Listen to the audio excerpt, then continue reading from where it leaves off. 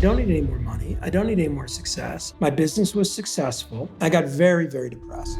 Brett Feld is a trailblazer in the startup world. He co-founded 2 venture capital firms, Foundry Group and Mobius Venture Capital, as well as multiple companies, including Techstars. Every company I've ever been involved in had a near-death experience. The way a business is, it's just a hypothesis. And most of the experiments fail. So you learn from the hypothesis, you learn from the experiment that failed, you create a new hypothesis, you run a new experiment. It probably fails again. Every now and then the experiment succeeds. And when it succeeds, you do a lot more of that stuff. You can be very functional as a business person, as a founder, and you can be really miserable. For me, depression is total and complete absence of joy. It's not that I can't function, but there's just no joy in anything. Was there like a moment that is just like, I have to take care of this? There were a couple things that intersected pretty quickly with each other. One is, Brad, so great to have you on the show. Ilana, awesome to be here. Oh, so fun. So we are going to take you back in time, and I want you to kind of take me through the MIT life. And you kind of grew up and somehow dove into technology and entrepreneurship in a really young age. Why? I grew up in Dallas, Texas, and I never really thought very much about anything other than entrepreneurship. And the reason I say that is the path for me was in my teenage years. When I was a teenager, I got interested in computers around age 12.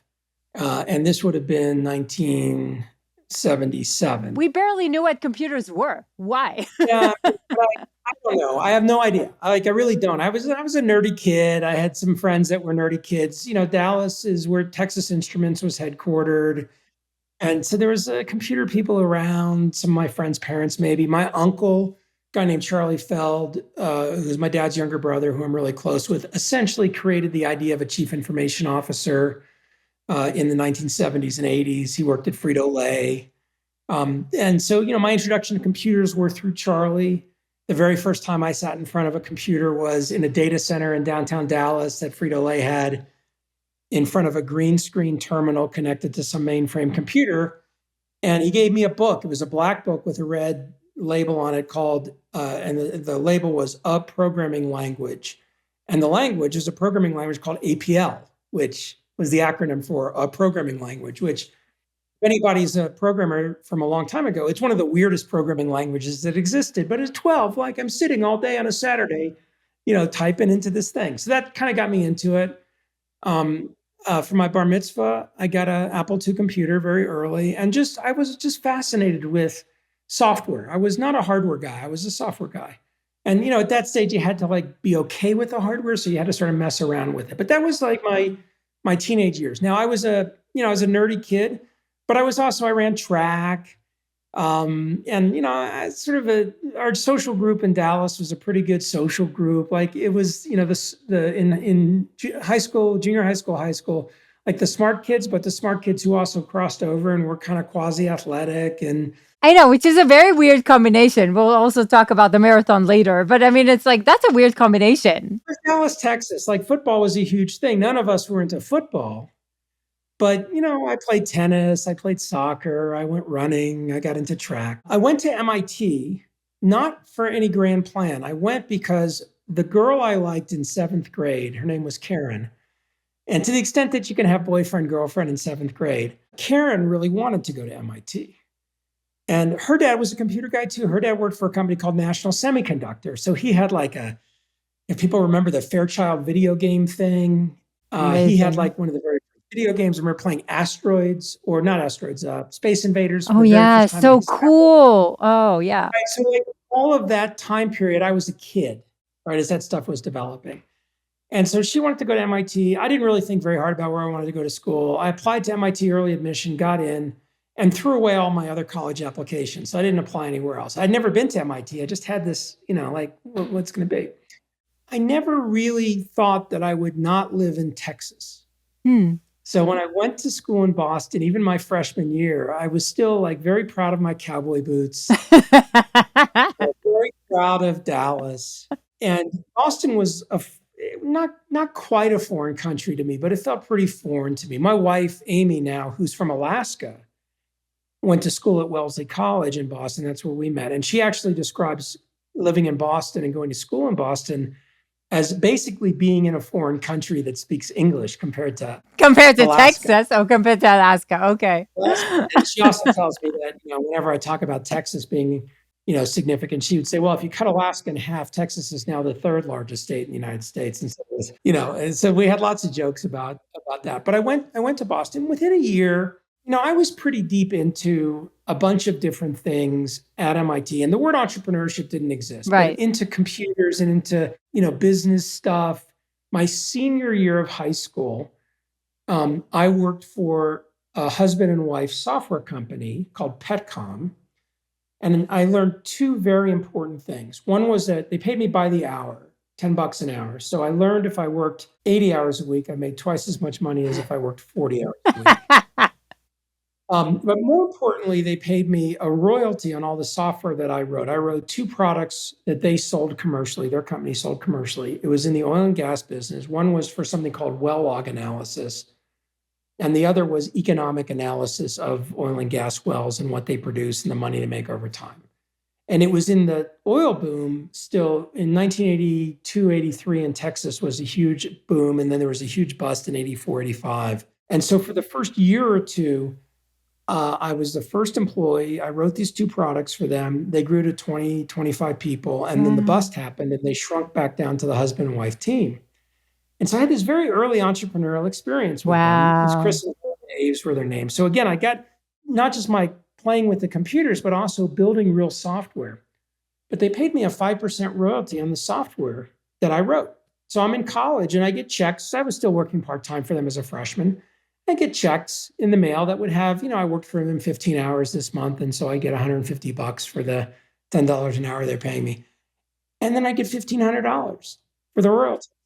And then one month I got, $2,500 for the royalties. And then the month I remember so meaningfully, because it would probably really stuck in my head, was I got a little bit over $10,000 one month, which was a mind-blowing amount of money for, a freshman in college in 1980, 83, 84. I took across the street from where I lived was a Chinese restaurant that we went to all the time called the Mandarin. I took my entire fraternity to the Mandarin for lunch or for dinner. I can't remember which one. And at the end, I still had $8,000 left over. Right? So it gave me this taste, right, very early on of this entrepreneurial. Yeah. And so I never really thought of working for somebody. I never really thought of, going and getting a job. Like at the time, graduating, the seniors that would graduate, they would get great engineering jobs, sometimes, in Massachusetts, sometimes in California, sometimes in Oregon, sometimes in other places. When people broke $30,000 a year, that was a huge number. I kind of looked at it and I'm like, whatever. There wasn't a pull towards that as a path. Wow, that's incredible. And you did found like Feld Technologies still in school, I think, or tell me. What was it? I founded the company in school. So Feld Technologies, I put the official start date when I was a senior, because a partner of mine, Dave Jilk, joined me. He was a senior when I was a freshman, so he'd already left. He was working for a startup that ultimately went public, but then he and I joined up. A couple of years prior, I was using that to do consulting for Petcom and for a few other companies as I was.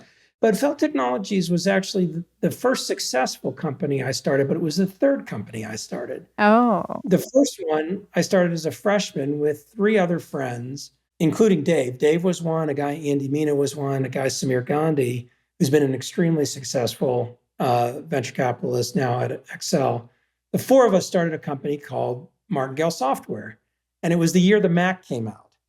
And we had this idea to write a piece of software. We knew what the Mac was going to be. It was going to have a graphical thing, and you're going to be able to do stuff with this graphical user interface. And so our idea was we were going to make a piece of software that was like a grid with X and Y columns and little squares, because spreadsheet, people knew what a spreadsheet was. And you're going to enter numbers into it. And because it was graphical, you could then make graphs out of the numbers in the spreadsheet, like a separate product. I think by this, there was a couple of things like Harvard Graphics or something where you could enter numbers into a thing and make tables, but it was really lousy. And we were going to have this be on the Mac. And to make software on the Mac at the time, you had to actually get a Lisa, which was another Apple computer that was ill-fated, but it was their first graphical user interface computer. You programmed on the Lisa and it spit out floppy disks, and like it's this whole torturous process. Wow. What year is this? 1984. You take the little disk, Wow. you stick it in the Mac, and the very first thing that happens almost every time is a little bomb shows up in the middle of the screen. It's really tedious.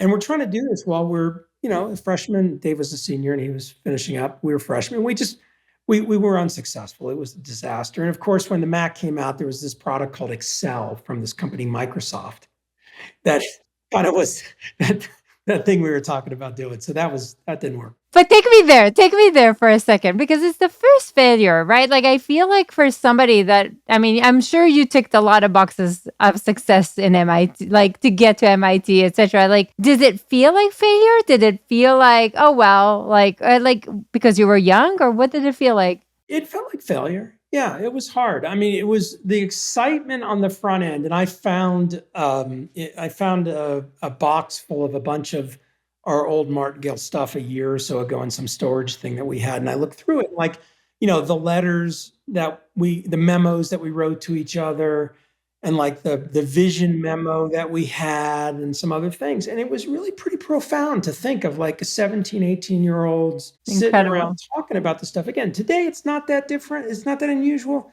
In 1983, it was a big deal then. Weird. I mean, that was not like the norm, and so it was exciting and it was visible. And we lived in the same fraternity with, there were 60 of us, and everybody knew about it, and people were talking about these different things. And this was a moment in time, right? Like, again, Lotus 123 was getting started in Boston at this time, or maybe it was already started and really kind of accelerating. There were a bunch of companies in the area that were PC companies.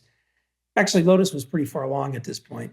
So that culture was already there, but it wasn't like, you didn't really understand it. It wasn't interwoven as a 18-year-old. Like, it was weird. It was different. But even then, you decided to continue with entrepreneurship. You decided that this is not the time to hang the towel and go to work. No, the failure was interesting because it was navigating through, like, I say it was visible, like it was visible to our friends, but it wasn't like we had closure on it in the end. What ended up happening was we did sell all the equipment that we had, and we did find a customer that paid us some money to write some software for them.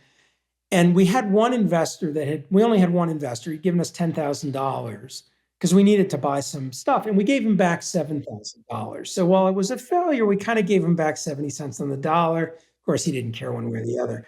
But the emotional experience of going through this thing and then having to be done with it, that was powerful. I did another company a year later that had kind of a similar ending. It was with a different set of people, and we built a product, and it was a really cool product that we built to do this thing called cephalographic analysis.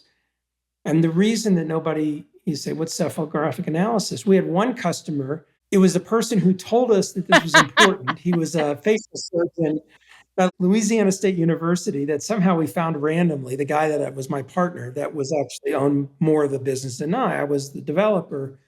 He found all this stuff. We wrote this software. It worked. It did pretty good stuff. And we sold exactly 0 more copies of this software because there was no market for it. Nobody cared. This is not a thing. And that was another really powerful lesson early on, which was, not even about knowing what you're going to do in advance. Did I care about cephalographic analysis? Not really. Was it a cool piece of software to write? Yeah, it was kind of cool to work on with, the other guy I worked on, a guy named John Underkoffler worked on it with me. He actually wrote all the hard stuff. I wrote the easy stuff. But, same thing, like, okay, this is hard. This is not like, you just do it and it just magically works. It's like, yeah, this is going to be a grind. And I appreciate your sharing actually these, right? Because again, I think sometimes we tend to look at somebody like you and say, oh, it's easy for Brad. But for me, it's really, really hard. Right? Like it's just so easy to look at kind of where you are. Yeah, I think any founder, no matter where and what age they are, and maybe there's some edge cases, but I think anybody who says this, yeah, it was easy, is full of shit. I agree. It's just not easy.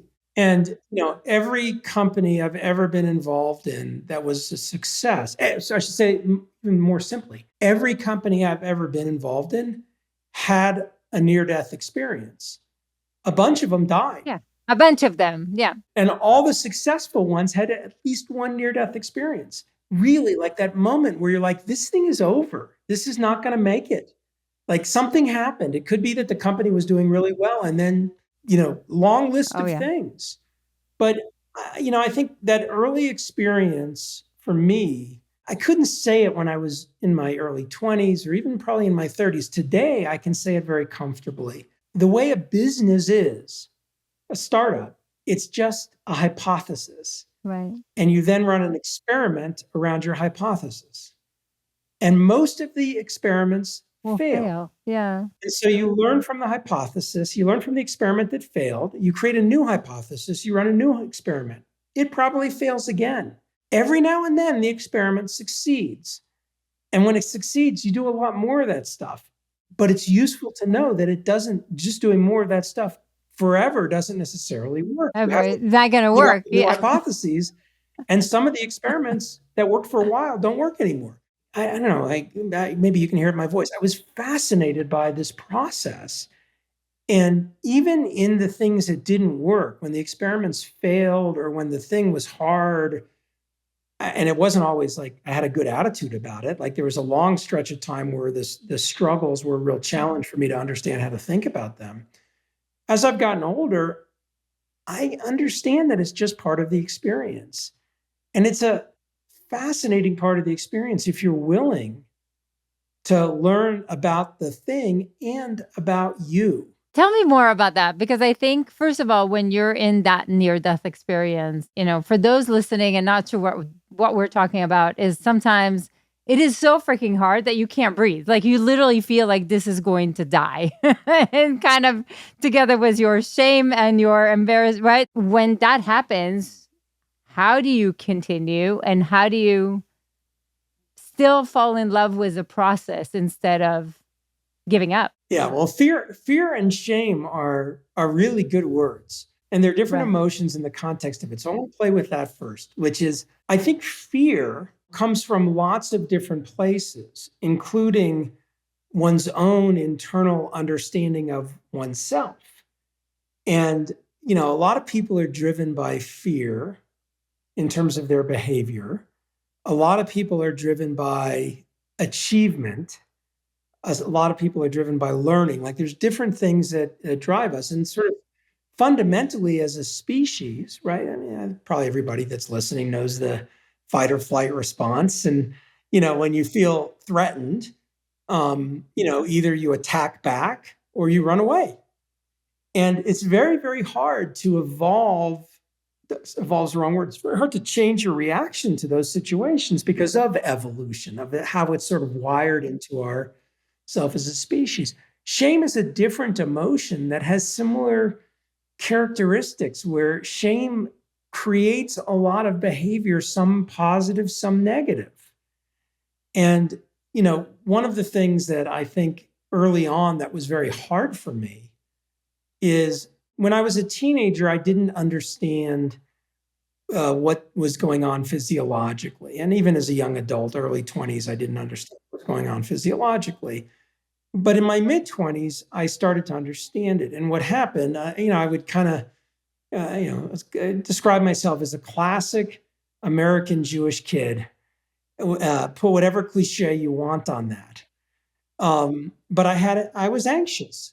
And my anxiety was a positive motivator in some cases. It motivated me to get stuff done, but it was also a burden. But I didn't understand like what any of it meant or how it fit together, and I didn't know where it came from, and I didn't understand how much of it was biological versus environmental versus what I grew up with. And I was very fortunate. My parents are still around. I'm very, very close to them. But everyone that's a child has experiences from their parents that impact and their environment that impact on these things. In my mid 20s, I had a very, very deep depression. I had a very deep depression at the confluence of three things. One was I dropped out of a PhD program. I like to say I got kicked out. I was a terrible PhD student. So I was running my business. My business was successful, was doing well. But like I was just phoning it in for being a PhD student, and I had no business being in that program. So, MIT likes to say that they gave me a leave of absence. I like to say it was like a bouncer at the bar, like picked me up and hauled me. I deserved that. So that was a very public failure because up to that point, I was this very smart kid that very young age achieved a lot of stuff intellectually, including at this place called MIT. And I was ambitious. Like I wanted to achieve it. It wasn't like I was driven. It was very positively reaffirming to me. Second, I got married to my high school girlfriend, not Amy. And we had a long distance relationship in college. And then we really only were living together after we got married, right after college. We should have never gotten married. We didn't have kids. So it was more like a young breakup in your early, 23, 24, when you have like that boom, that big breakup that you had.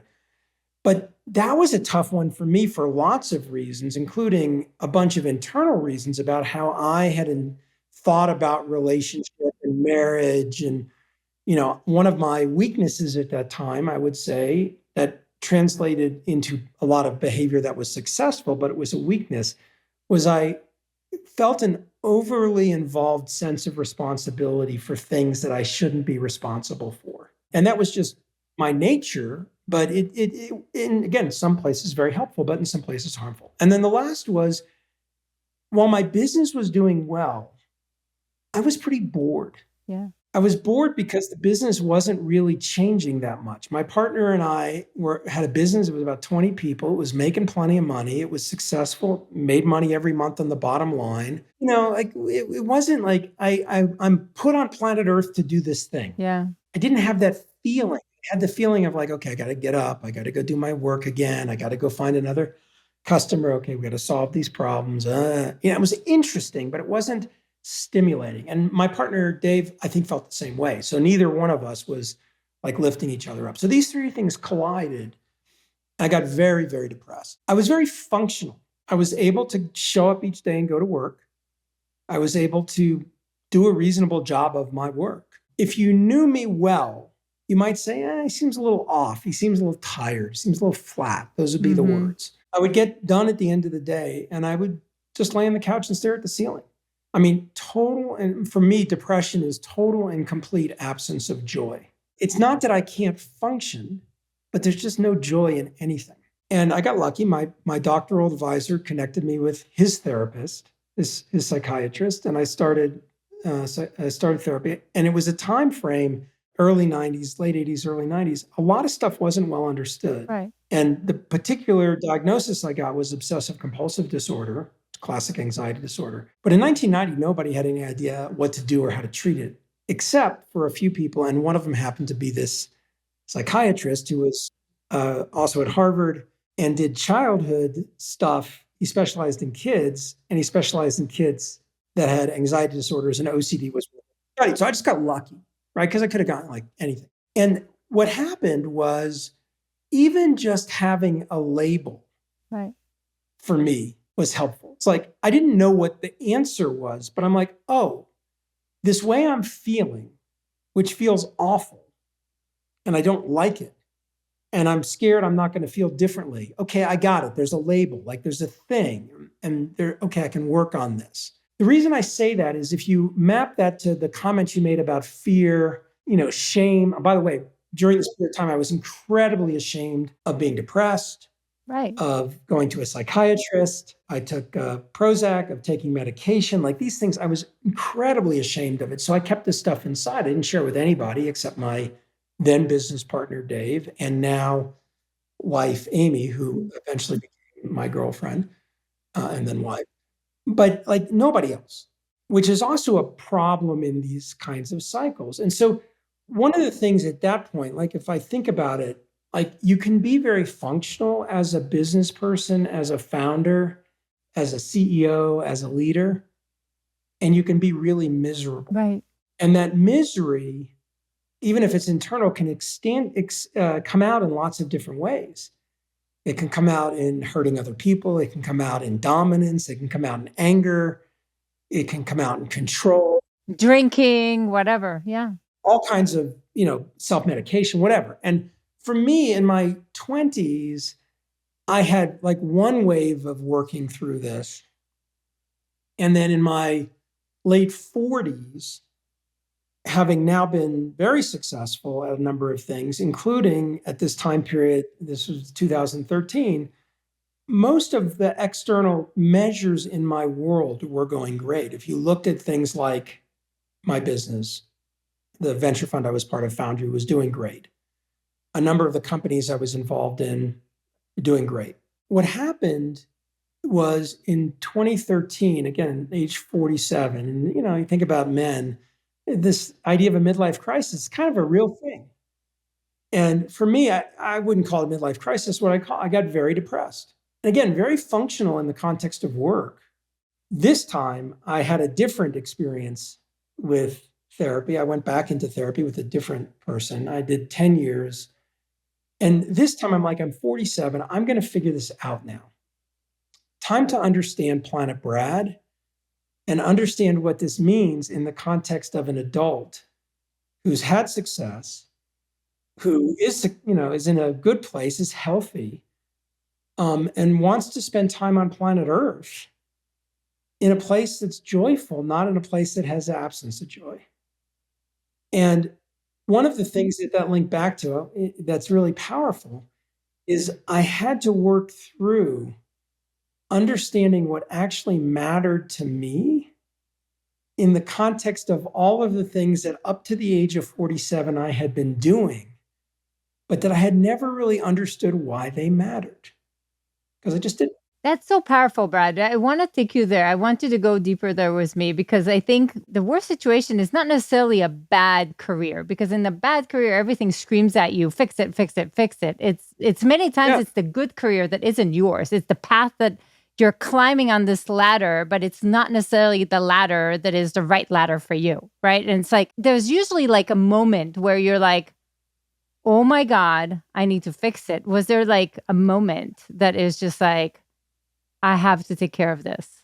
Yeah, I think there were a couple of things that intersected pretty quickly with each other. One is life is this endless series of crises. I mean, it's a cliche, but it just is. And when I was in my 30s, a friend of mine who had a kid that was 20, their kid died. It was an older friend, and he said to me after he processed it, he said, "Brad, life is a fatal disease, right?"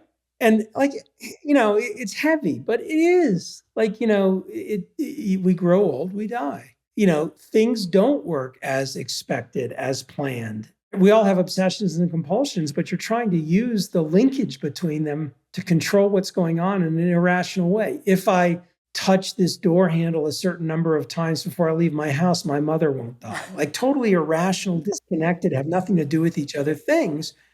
And your brain's doing that all day long to try to manage your own anxiety. And so one thing for me in this moment was, fortunately, I had, not just great support of Amy, but several other close friends. A guy named Jerry Colonna would be in the mix here, who were incredibly in the moment helpful. My business partners, by the way, at Foundry were also fantastic. Seth, Brian, and Jason at the time, where I just said, here's what's going on. And they're like, we got you. And I said, I'm functional, but I just want you to know how I feel. And they're like, we understand, we're here for you.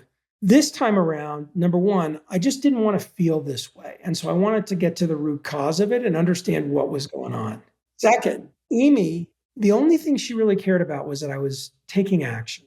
She was totally fine with me being, depressed as long as I was depressed. But if I wasn't taking action to understand myself better, that was a problem. So I did a bunch of tactical things right away. I stopped drinking. I stopped using an alarm clock. Turns out I was exhausted physiologically. So without an alarm clock, I was sleeping 11, 12 hours a night every night. Like things that pretty quickly you're like, oh, I see. This bullshit of I fall asleep on planes and so I can just fly all over the country all the time. I did that. Guilty as charged. No, it doesn't work. Not getting actually sleep, right? And so I'm wearing myself. Right. So like a bunch of things like that. I started doing something on Saturday called Digital Sabbath. I'm not religious, but strong Jewish identity. I'm like, I know a whole bunch of Jewish people that are very successful and don't work on Saturdays. I'm not working on Saturdays anymore. And so Friday night to Sunday morning, I just, no electronics, turn them off. Do I do that religiously? No, I don't do it religiously, but I changed that mode. So tactical things, but then like go deep, understand what's at the root of these things and what's causing what is not a helpful function and not helpful behavior, which in my case, was linked to things like taking responsibility for things I don't need to be responsible for, having no governor at all on my physiological effort, like literally not saying enough, I need a break, I need to give myself some time. I used running as a release valve for many of these things, but running is not rest. Right. So it's one thing I love running and I love being lost in the woods, but lost in the mountains, but at the same time, like not taking care of yourself, not giving yourself rest, not creating enough detachment from things was a problem. And then one other thing that happened was I was really finding myself in this success cycle, but also with the philosophy that I developed in the way I comported myself, which instantiated in this book and in Give First, because Give First is a philosophy. And at this point, I was starting to have language for it. I was calling it Give Before You Get, which is a terrible hashtag. So somebody at Techstars eventually turned it into Give First because it's much shorter if you only have 140 characters. But I didn't know how to put boundaries on what I was doing. And so I was constantly depleting myself against the backdrop of achievement for what purpose? What happens when I step back from all of that, and I'm about to turn 60. So, I feel like I went through this experience where I really learned and frankly set myself up comfortably for the third of life emotionally, whether that lasts, whether I have a day left or 30 years left. We don't know, right? It's indeterminate. But I feel like I understood this set of things that for the 40 years of business and the prior part of my life, I can translate into behaviors that are healthy for me and that are useful and productive for the people I choose to engage with and who choose to engage with me, versus where I was before, where I really didn't have a good handle on that for many, many, many years. And I appreciate your sharing all of this because I think, again, there's still shame around anything mental. I think anxiety, depression, all of this is incredibly common, especially in entrepreneurship. Like I feel it's so lonely. But then I think it's not like a wound that you can see in your arm, right? It's like it's something that it's not visible. And when it's not visible, it's hard for us to admit it. I remember waking up in the middle of the night and feeling like I'm getting a heart attack, right? I think sometimes it gets into like, oh my God, I need to do something because I'm going to kill myself. Whatever the negative emotion is that you're describing that one has is so extreme that you almost can't stand it. And lots of people that are not entrepreneurs struggle with that, but entrepreneurs, particularly in moments, there are many moments where you have no way to process what's going on other than to try to feel that. The cliche of the entrepreneur at 3:00 in the morning, lying in bed at night, trying to solve the problems is the nice version of that. We kind of make heroes out of that behavior. It's like that's heroic behavior.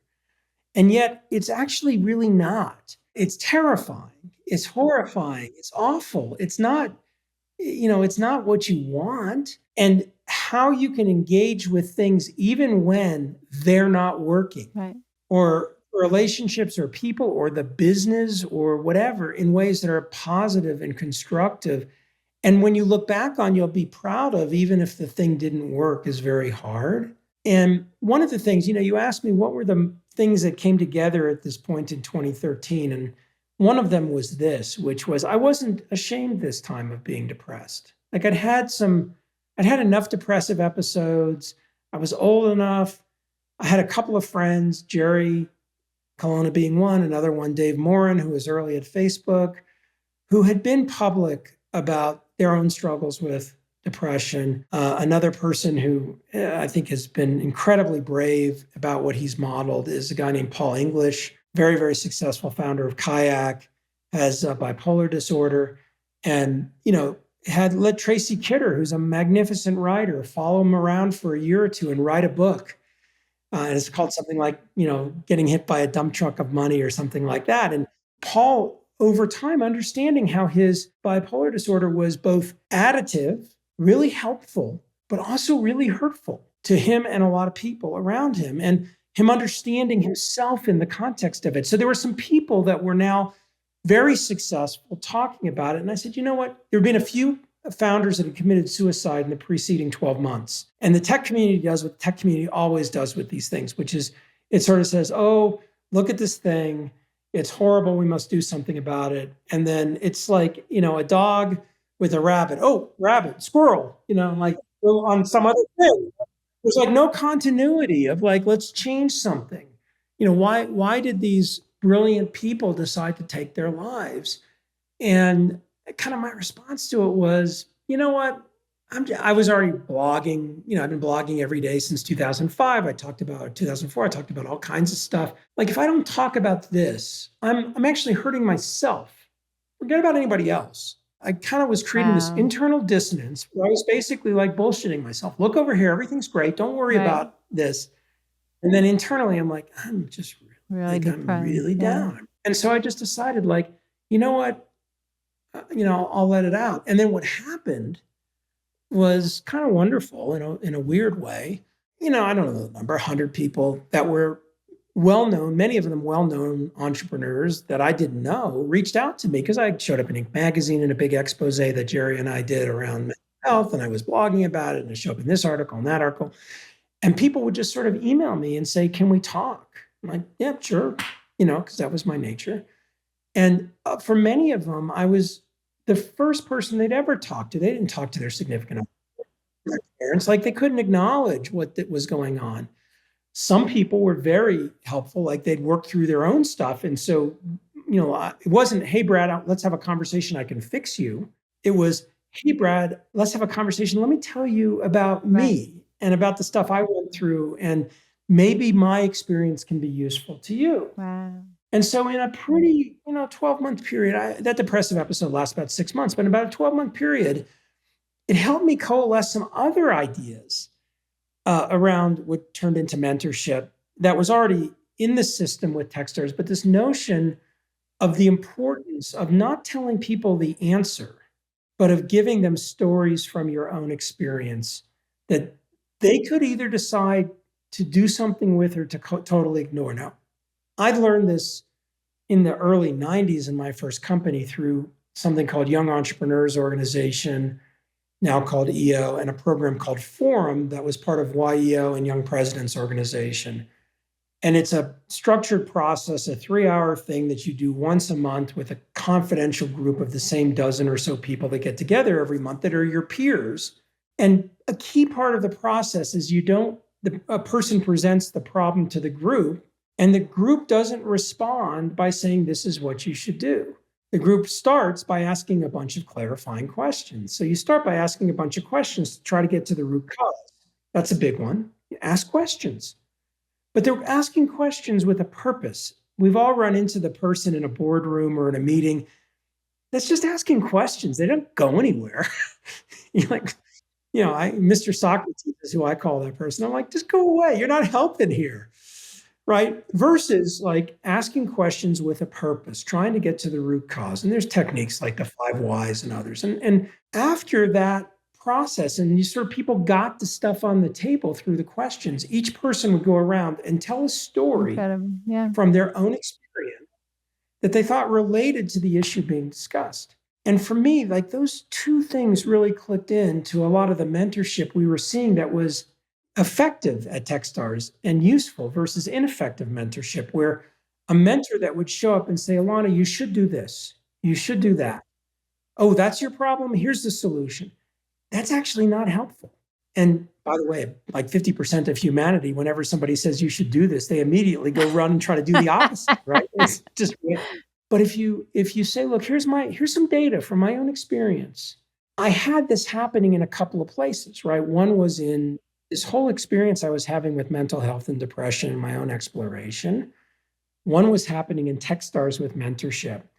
One was happening with my own behavior and how I was engaging with people. And then as I reflected, several of the most influential mentors on me along the way had behaved that way, where they weren't being directive.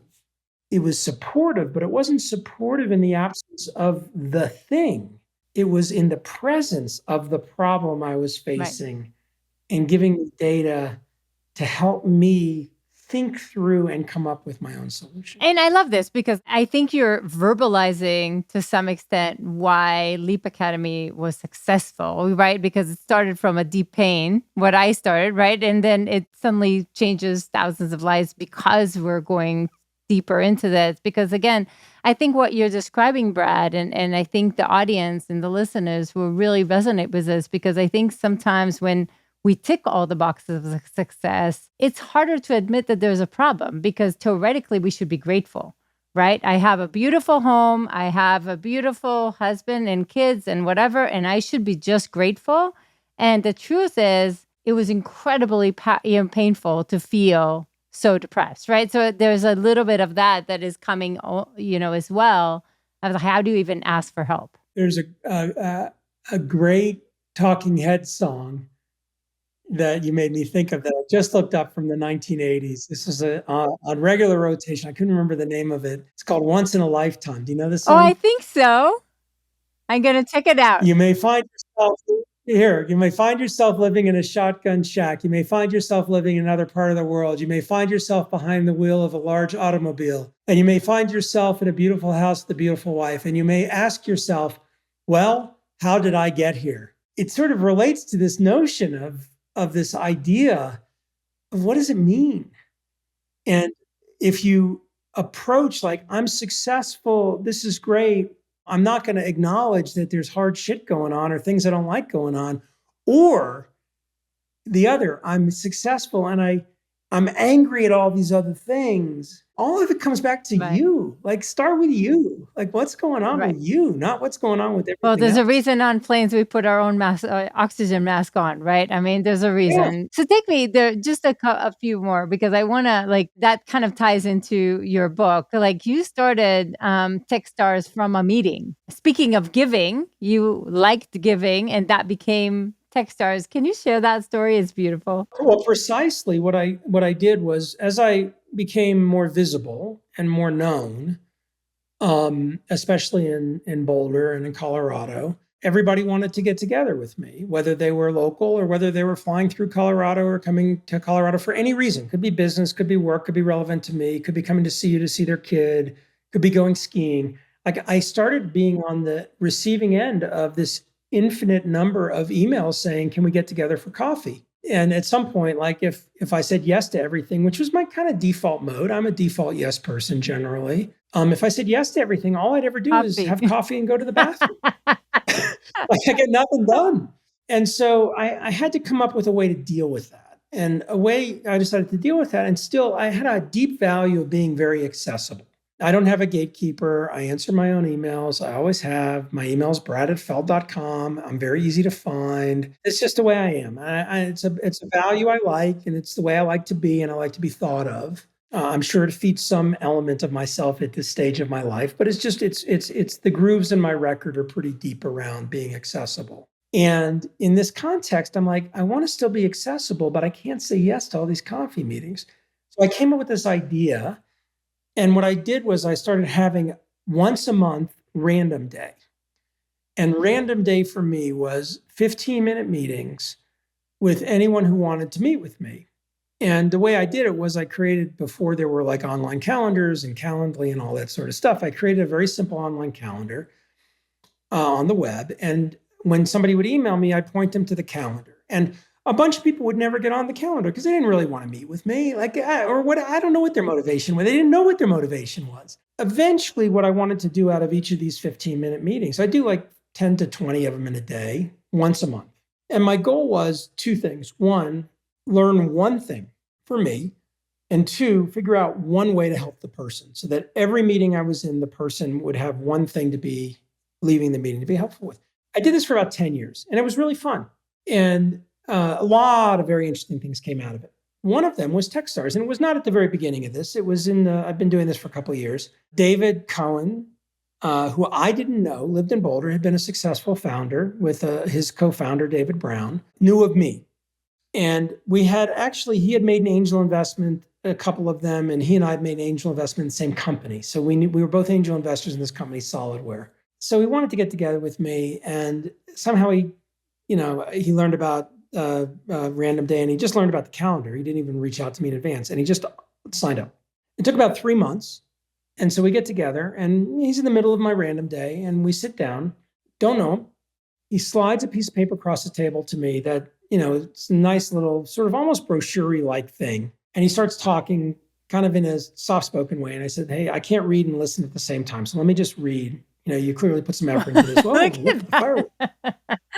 Oh, good. Like all the different effects. I've got them. You never know Hey, where if you're they're on gonna go. YouTube, there's some Yeah, if we're listening, we just had fireworks go off with whatever hand signals I did.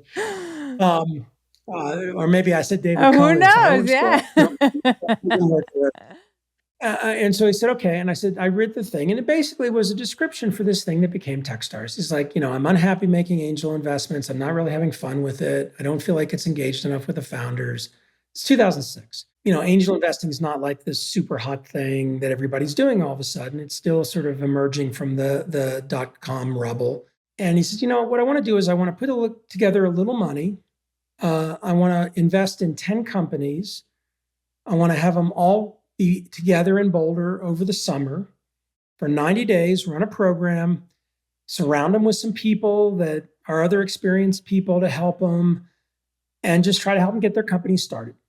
That was the basic idea, which evolved into the idea of a mentor-driven accelerator. And I asked him a couple of questions, mostly, trying to understand where it was. He says, well, look, I'm putting in $80,000, and my partner David Brown is going to put in 50, but he wants somebody else to put in 50 so that he's not just putting in 50 with me. And we kind of want to raise, $200,000 or so, maybe a little bit more, $20,000 times 10 companies, plus a little money for like pizza and maybe some office space for the summer, whatever. And I looked at him and I said, look, as long as you're not a flake or a crook, and I can find that out with a couple of emails, count me in for $50,000. I walked out of the room. I called a friend of mine, Jared Polis, who's the fourth co-founder, is the punchline, but he was now the governor of Colorado. He's a very successful entrepreneur. And we'd done a few things together. And I called him up. I said, hey, Jared, I'm putting $50,000 into this thing called Techstars. Can I tell you about it? And his response was, Brad, I'm good for $50,000. What is it? All right. So now, I told him, he's like, that sounds great. Let's do it. So I walked back in the room and I told Dave, I said, all right, you're done. Jared's going to put in 50. Jared who? Jared Polis. Oh, really? And so the four of us started this thing. And the idea was, it's an experiment, right? It's a startup experiment. We didn't spend years trying to figure out what the market was. We didn't spend a bunch of time doing, diligence on whether it would work or not. We're like, you know what, we'll try it for a year and it'll either work or it won't work. And if it doesn't work, it'll be a fun experiment. And if it does work, we'll have investments in 10 companies, of which 1 or 2 of them might be successful. And worst case, we're going to have a fun time in Boulder for 90 days with a bunch of founders, turned out to be about 25 founders, and about 50 mentors, some of whom were local founders, but some of whom were people on the East Coast or the West Coast who were friends who came to Boulder for the summer. And so that was the instantiation of it. And I describe it that way because it's such a canonical example. Like the Random Day in and of itself is give first, right? I'm just being accessible. Try the experiment. Yeah, sure. It was transactional. I invested money in it. He invested money in it. David and Jared invested money in it too. But we sort of all looked at it as, let's see if this works or not. And then when we ended up having about 50 mentors that first year, and most of them were friends of mine, not all of them, but most of them. And the pitch was pretty simple. Hey, we're doing this thing. Will you come and hang out with and we didn't really have the mentor word yet locked in because mentor wasn't that well used in 2006. Said, come spend time with them, spend time with these companies, hang out, meet with them, spend a day, and for people coming out of town, I would say, look, I'll take you out to dinner, we'll hang out. If you want to see other stuff in and around Boulder and Denver, I'll make other linkages or whatever. And so for most people, they're like, that sounds cool, sure. For a few people, they'd say some version of what's in it for me. And my response would be, you know what? I don't know. Don't worry about it. It's cool. And off I went to the next person. And those people were not involved in the first program. Most of those people after the first program We're jealous. that said, for me, reached out and said, hey, can I do that? Because it was just so much fun. And the other piece of it that's interesting in the origin story that came from this, that's, I think, again, embodied in this idea of Give First, is that we had a lot of people from around the country reach out to us, and actually around the world, a few people internationally, saying, hey, this Techstars thing's pretty cool. You know, like, can we do a Techstars in Chicago? Can we do a Techstars in London? Can we do a Techstars in this place? And our response was, we have no idea if this is a good idea. We just don't know. We'll tell you everything we did. We'll give you our documents of how we did it. We'll come, and for a couple of the programs, the one that I remember the most was in Chicago, was called Accelerate.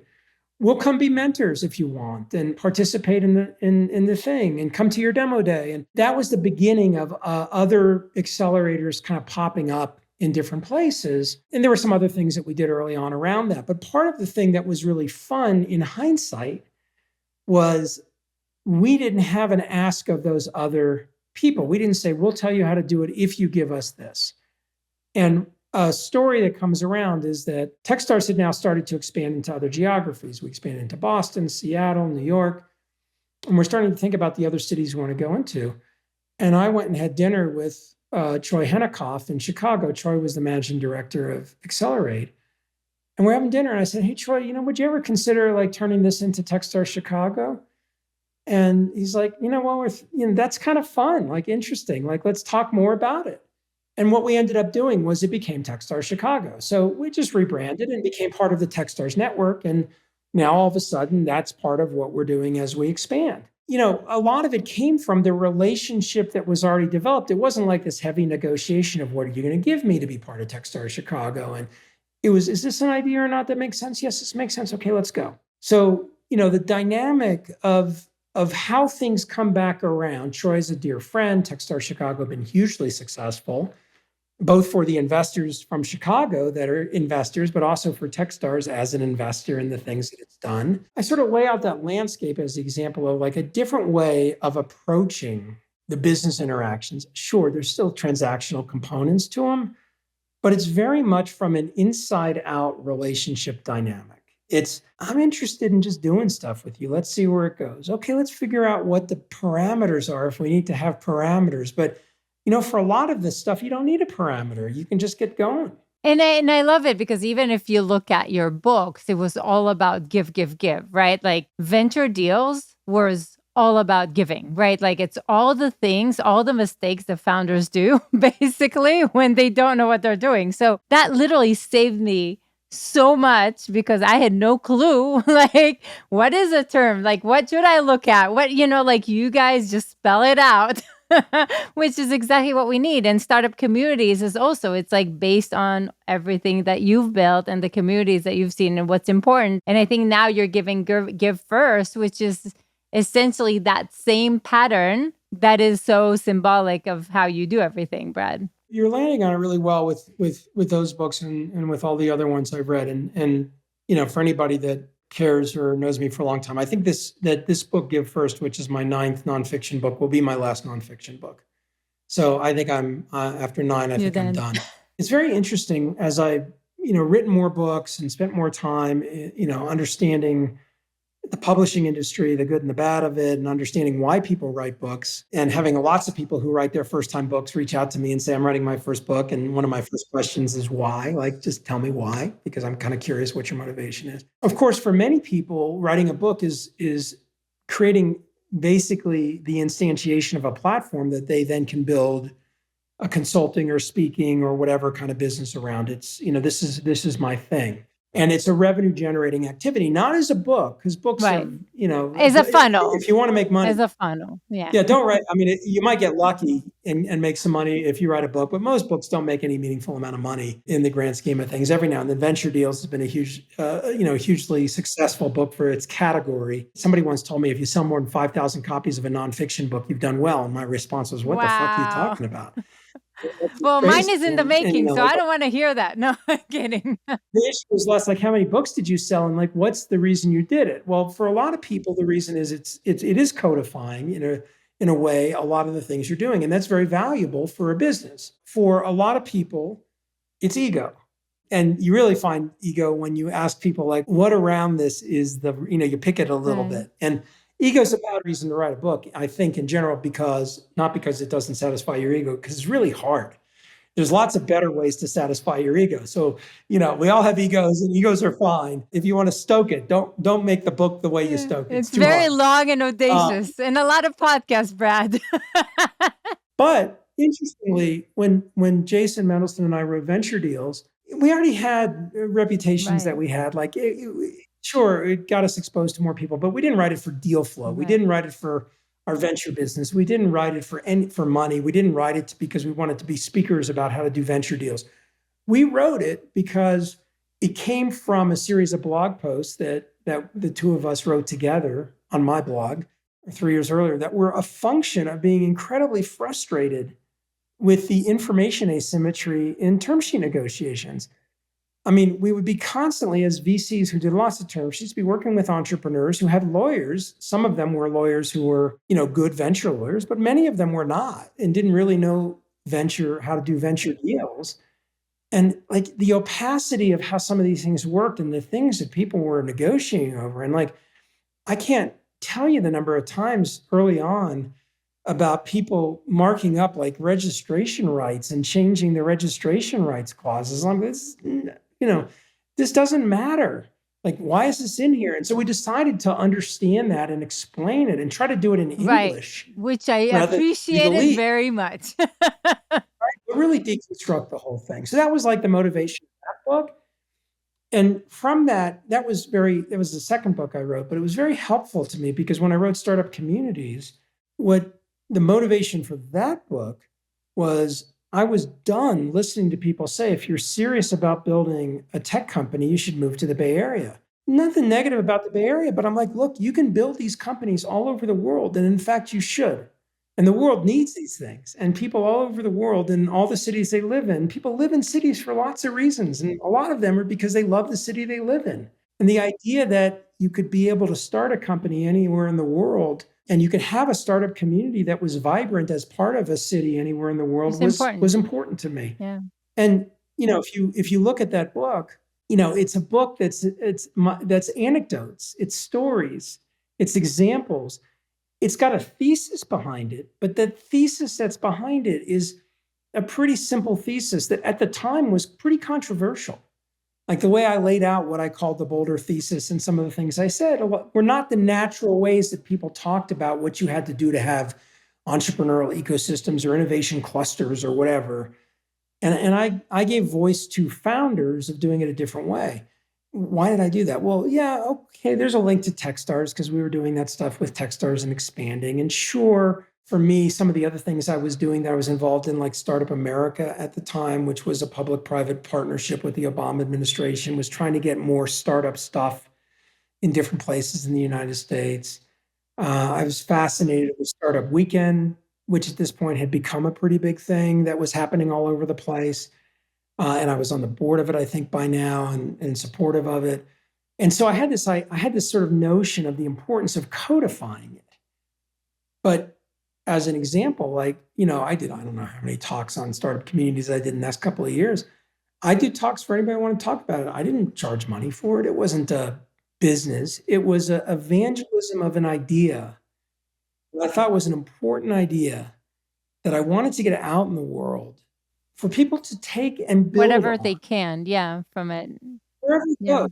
And I own Startup Communities Trade, TM. you know, it's like, no, kind of the opposite. Will you please start calling these things startup communities? It wasn't a phrase prior to it. Please use this. Please talk about it this way so we have a common language for doing a thing that for me was important and exciting and interesting. And the reward, back to give first, the reward for me, both financially and non-financially, have come in many ways that I couldn't have expected on the front end of it. And that's the essence of it. You do things because they're interesting, because you think they'll have impact, because you care about them, because you were put on planet Earth now to work on it. Right. And if you do it and you do it well, and you do it in a way that's accessible to others, and you don't try to control where it goes, the things that come around are wild and wonderful, awesome. So why give first? Why sit now that you ticked all the boxes of success? Why slave over another book? This book had a little bit of a bumpy ride. So I've been thinking about it for a while, and I wrote a draft about 3 years ago. I'll do a draft kind of by myself, and then I toss it out to 20 people or so and just say, I share a Google Doc. I don't try to control it. And I just say to everybody, just comment, whatever, send me email, leave me voicemails, whatever. But it's kind of just like out to this group.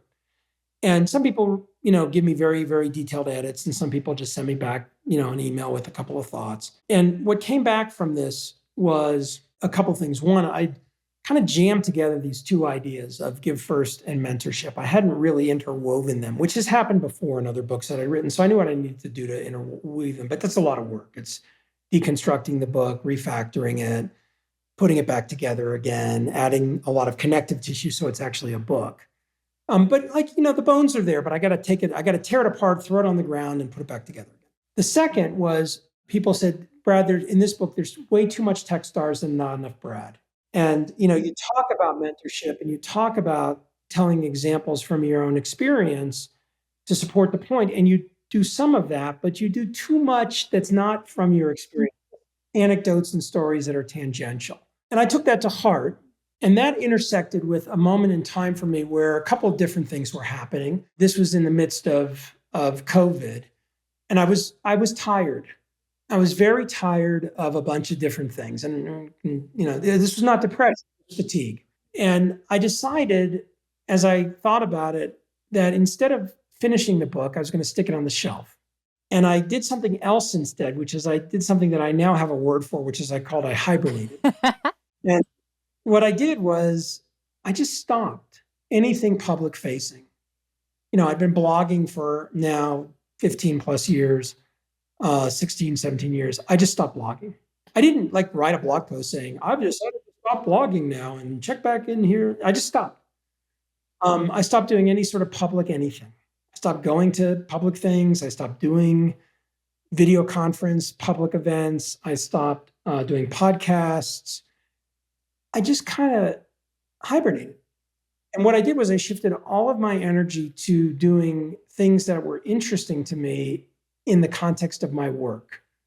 So I still was very busy and very active with my companies and with the things I was involved in, but I just I peeled off this public profile and this public engagement. And I shifted from default yes to default no. And I didn't know how long I was going to do that for. A summer. At first it was take summer off. And then it was like, you know what? I kind of like this. I'm going to take the winter off. And then it's like, I kind of like this. I'm going to take the spring off. And oh, it's summer again. I'm definitely taking summer off. And it turned into 2 years of hibernating. And after that sort of time period, what happened was David Cohen had left Techstars. He was still at Techstars. He was chair, but we'd hired a CEO to scale Techstars that I would describe the kindest way to describe it is we had our awkward teenage years. And everyone's been an awkward teenager. We had year 15 to year 18. We made a lot of mistakes. We did some stupid things. We hurt some people's feelings.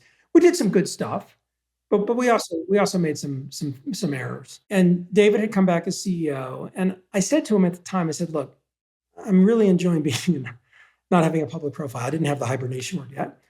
I said, I'll do anything I can to help you from behind the scenes. I'll do anything inside Techstars with founders, but I just don't want to do anything publicly. And he said, no problem.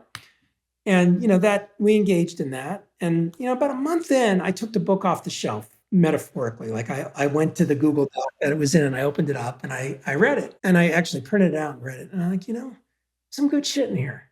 And so I decided I didn't commit to finishing it, but I took the second half of the year last year, and I worked on it for about 6 months. And by the end of the year, by the holidays, I felt like it was really good.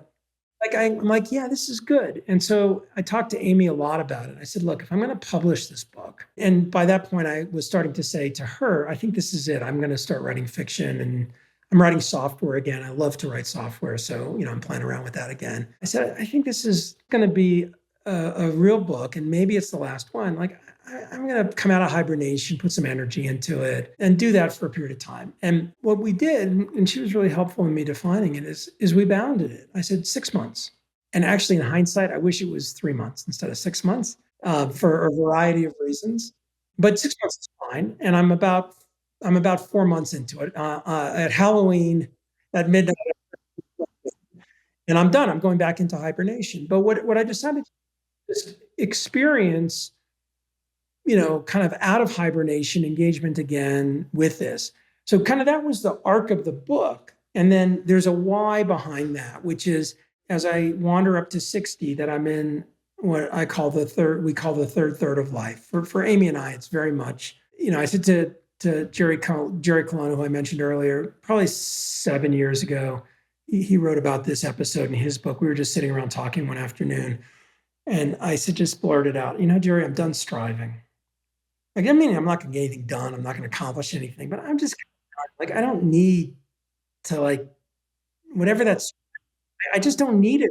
I don't want it. I want to spend time with people I care about. I want to work on things I care about. I want to do things I care about. Like when somebody says, well, what impact do you want to have on the world? I'm like, the world doesn't give a fuck about me. Well, you already made a mark on the world. Like, let's put it in context.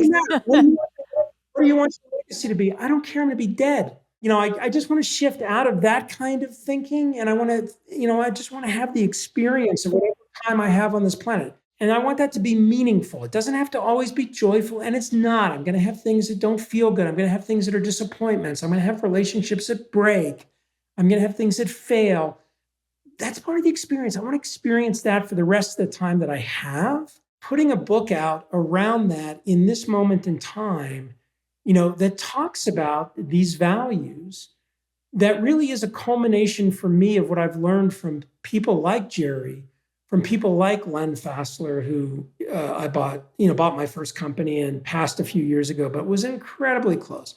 People like my Uncle Charlie, my dad's younger brother, who introduced me to computers and was an incredible mentor and still a very close friend. People like Chris and Helena Aves that we talked about at the very beginning that, I really learned, the first founders I worked with. People like David Cohen, who 20 years ago, we didn't know each other. And, like the level of, emotional intimacy that we have through the ups and downs of our experience together, completely independent of financial reward, of success, of any of those labels, just like that experience. And I wanted to somehow pull that together in a book that wasn't a memoir, because I don't want to write a memoir. But of course, if you are a mentor, telling stories from your own experience is very valuable. So there's elements of it. I didn't want it to be a, you should book, because that's not mentorship. And frankly, I like to say, people, if you like it, tell all your friends. And if you don't like it, throw it away. Don't tell anyone. Like, to the extent that people, in the same way some of my other books have been impactful on the way people follow their journey, if this can be impactful on some people, that's reward enough itself. But I decided if I was going to do it, I was going to do it rather than something else. So that's the why. Oh my God, Brad, this is so powerful because I think we have a lot of listeners in kind of like that late stage career trying to figure out what's next, right? Like, do I want to keep on going? Do I want to create impact? Do I want to just enjoy life and whatever and drink mojitos on the beach? Like, I think there's a lot of like, what do I want to do next? And how do I see my life, which is a big portion of what we try to help them with. But I think it's not an easy question because there's a lot of options on the table. It's very hard. And I think that was a lot of the challenge I had at 47, which was, at 47, I don't need any more money. I don't need any more success. Why am I working 80 hours a week? Why am I flying all over the place all the time? Like, why? I didn't have an answer. Now, was I required to have an answer? No, but the lack of an answer was the problem. It would be easy to say, well, I'm trying to have an impact on the world, or I'm trying to put a dent in the universe, or I'm trying to whatever the cliche is. Like, why were you put on this planet at this time? What were you put on this planet at this time to work on? What gives you joy and fulfillment? well, I want to make the world a better place, and I feel obligated to do this thing to make the world a better place, is not really complete. I think a lot of it is also having no regrets, or as little regrets as possible, right? I mean, That's which right. is also part of it. And sometimes it is about the fun, the experience. Regret is such a powerful world. It links back to early part of the conversation about fear and shame. I have understood now, and I talk about it in Give First. I understand now what I regret. I didn't when I was 47. I didn't when I was 55. I don't regret anything that I failed at. I don't regret any failures. They're just experiences. I don't regret the hard things that I had to deal with or have to deal with or will have to deal with. I'm not afraid of those things. That's just part of the experience of life. The things I regret, the only real thing I regret, and I would say in business, there's some personal regrets that I would put around responsibility, but in business, my only real regrets are situations where I was passive avoidant. And frankly, in my personal life too, when I was passive avoidant. And I describe passive avoidant really simply, and I separate it from being actively avoidant, which is something that I now choose to do, which I didn't for a long time choose to do. Passive avoidance is you see a problem somewhere and you understand that there's a problem. And it might be a direct problem that impacts you, it might be an indirect problem, but it's a problem in the sphere of influence of a thing you're involved in. The severity of it could range from not that big a deal to something that could be a really big deal. Passive avoidance is looking at it, acknowledging it, knowing it's there, and then consciously, or sorry, not consciously, simply not dealing with it. Active avoidance is consciously deciding, I'm not going to do anything about that. And in fact, for me now, active avoidance is often saying it out loud. You know what? There's a problem over there. There's a giant pile of dog shit. And I'm in not that touching corner. it. Not only am I not touching it, I'm not going to go near that corner anymore because there's a giant pile of dog shit in that corner. And if one of you would like to clean up that pile of dog shit, I'll come to the corner again. But until somebody cleans up that pile of dog shit, I'm out. I'm not just not cleaning it up. Bye. Right? That's active avoidance. Passive avoidance is stinky, smelly thing in the corner. I think I probably just wander over there. That's passive avoidance. And that's what I regret. When I think about the broken relationships I have, when I think about the things that didn't work, when I think about the things that I knew were problems that got worse, it's the passive avoidance is the regret. Is that you weren't intentional about saying yes or no, but you just weren't intentional, period. It's unintentional. And sometimes you have an excuse. I'm too tired. I got too much other stuff to do. It's not really my problem, whatever. But you're sort of avoiding. And oh, by the way, I've cleaned up plenty of piles of dog shit, including lots of them that weren't mine to clean up, right? But that's different. The inverse of that, which you see over and over again, are people, and it's especially tiresome for me in today's society. You see a style of leadership where people are creating piles of dog shit in the corner and then blaming it on other people. And, it's the inverse of my own value system. And so it's tiresome. But one of the interesting things about active avoidance versus passive avoidance is that there's some of that I look at and I'm like, you know what? I'm not going to do anything about that. It's not mine. But you got to that maturity to say that.